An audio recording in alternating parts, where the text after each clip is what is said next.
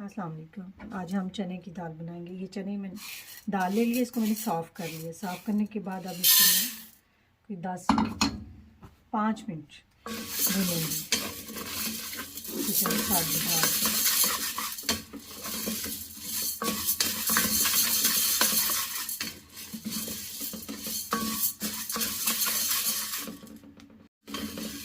इसको तकरीबन मैंने 5 मिनट भूना। ये हल्की ब्राउन कलर की हो गई है।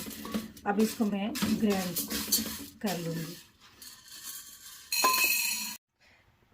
ये मैंने ग्राइंड कर लिया। या आप बाज़ार से पिसवा लें चक्की से, या आप घर में ग्राइंड कर लें। ग्राइंड करने के बाद अब इसको मैं बर्तन में डालूँगी।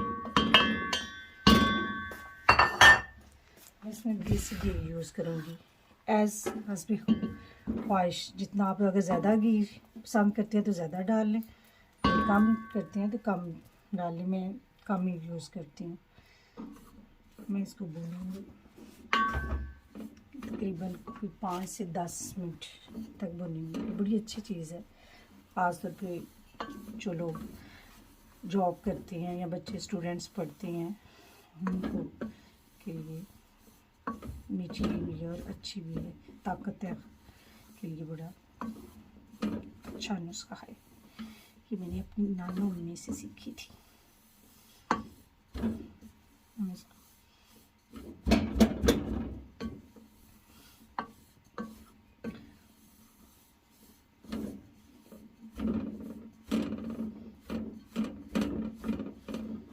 तो 30 मिनट लगे इसको फुल तैयारी बनाने के लिए। दाल आप घर पीस लें, ग्राइंड कर लें, या जो आटा पीसते हैं चक्कियाँ उनसे पिसवा लें। बाज़ार में पिसी पिसाई भी मिल जाती है।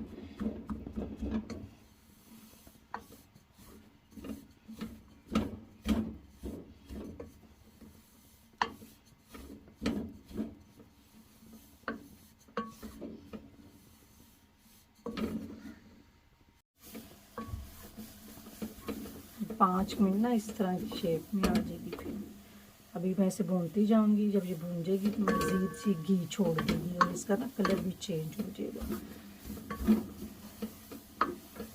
बस भूनते जाना। इसमें टोटल जो चीज़ें ऐड हो रही हैं,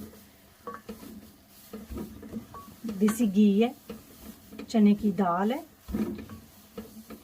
चीनी है और इसके अलावा ड्राई फ्रूट है। ड्राई फ्रूट्स में जो आप चाहें तो सारे ड्राई फ्रूट यूज़ कर सकते हैं। मेरे बच्चे सिर्फ इसमें बादाम और किशमिश पसंद करते हैं और मैं वो 2 ड्राई फ्रूट ही इसमें यूज़ करूँगी। और कुछ लोग तो सारे कोकोनट, बादाम, पिस्ता, हाँ एज यू लाइक, काजू, सब चीज़ें, अखरोट, सब चीज़ें यूज़ कर सकती है। ये बड़ी हेल्दी ये चीज़ बन जाती है। जो हम भूनते जा रहे हैं ना, देखें अब इस तरह और नरम हो गई है। मज़ीद नरम होती जाएगी। लेकिन भूनती जा रही है ना तो मज़ीद उस तरह कलर भी अब चेंज होना शुरू हो गया और मज़ीद सॉफ्ट में आ गई, बिल्कुल सूजी की तरह ना। मज़ीद इसे और 5 मिनट तक सिर्फ भूनूंगी।